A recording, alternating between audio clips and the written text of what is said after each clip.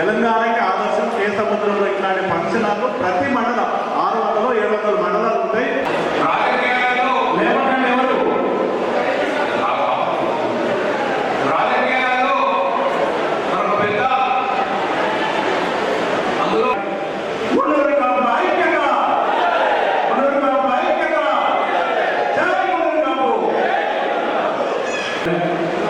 అవకాశం కల్పించినందుకు ఆర్గనైజర్లకు మనస్ఫూర్తిగా ధన్యవాదాలు అభినందనలు చేసుకుంటా ఉన్నాం. మామూలుగా ఇప్పుడే సోదరులు రవి ఎంపీ గారు చెప్పినట్టుగా మాది విశాఖపట్నంలో వేరే కార్యక్రమాల్లో యాక్చువల్గా ఈరోజు చాలా బిజీగా ఉన్నాం. చాలా పెళ్లిళ్ళు ఉన్నాయి.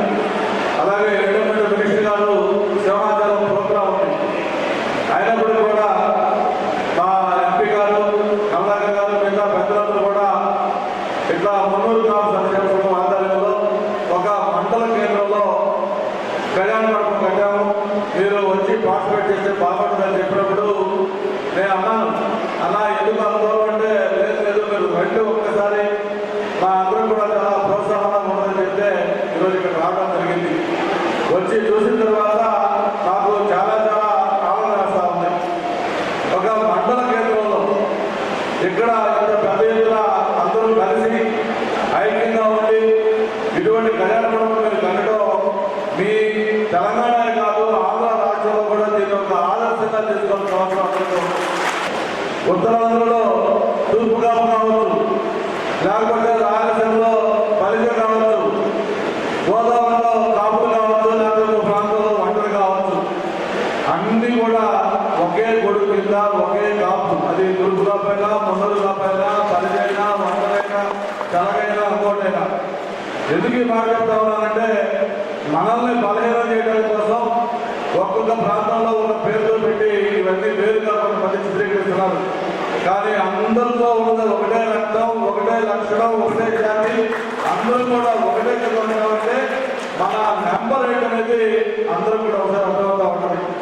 మరి తప్పకుండా ఈరోజు మీరు ఏదైతే ఇక్కడ ఇప్పుడే కోడలు చెప్పారు 230 మంది సభ్యులుగా చేరి ఇది పెద్ద ఒక 10 అడుగుల కొయ్యలేని ప్రాంతం, దీన్ని మీరు లెవెల్ చేసుకొని ఒక మండల కేంద్రంలో కట్టుకున్నారంటే ఇదే మోడల్గా మేము తీసుకొని మా ప్రాంతంలో కూడా ఇటువంటి మండల కేంద్రంలోనే కళ్యాణంలో కట్టేదని కూడా అన్ని ప్రయత్నాలు కూడా చేస్తామని కూడా తెలియజేసుకుంటూ ఇప్పుడే మా సోదరులు కమలాకర్ చెప్పారు, కొంచెం ఆవేదనతో పార్టీలు వేరు, ప్రాంతాలు వేరు, మిగతా వేరు ఊరికి అభిప్రాయాలు ఉండొచ్చు.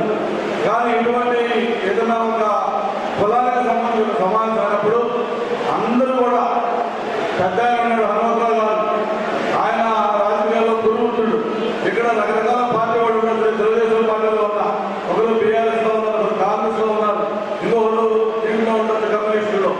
ఏ పార్టీలో ఉన్నా ఇటువంటి సమావేశం పెట్టినప్పుడు పార్టీలకు అతీతంగా అందరూ వచ్చి మన దీనికి మనం తెలుసుకోవాల్సిన అవసరం ఉంది. భవిష్యత్తులో అందరూ కూడా అటువంటి దీంట్లో ఉండాలని చెప్పని మనస్ఫూర్తిగా కోరుకుంటూ నేను ఇక్కడికి వచ్చిన తర్వాత మీ ఐక్యత, మీ ఉత్సాహం చూసిన తర్వాత ఒక సోదరుడిగా నేను ఒకటి అనుకుంటా ఉన్నాను.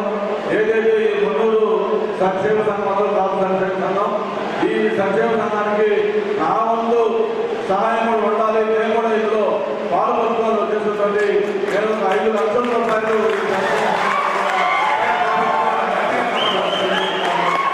ఇవాళ రేవంత్ రెడ్డి కూడా మొదలు పెట్టిందా లేదా? ఆయన రేవంత్ రెడ్డి ఎందుకంటే రాహుల్ గాంధీ మాట నిలబెట్టాలి. ఇది అన్ని రాష్ట్రాలలో జరగాలి. Narendra Modi why you not talk other state, Madhya Pradesh, అదేవిధంగా రాజస్థాన్, యూపీ, ఎందుకంటే అంటున్నారు మీకని ఆయన ఏది మన కాన్స్టిట్యూషన్ వ్యతిరేకంగా మాట్లాడుతున్నారని అంటున్నాడు. జిందనాలు ఇచ్చేదానికి భాగీదారు లేదా రాహుల్ గాంధీ మనం రేపు ట్రైన్లో ఎక్కడైనా 3 కాదు 60 లక్షలు 70 లక్షలు ఉంటే మనకి జనాభా ఎక్కడ లేదు. కనుక నా ఉద్దేశంలో తప్పనిసరిగా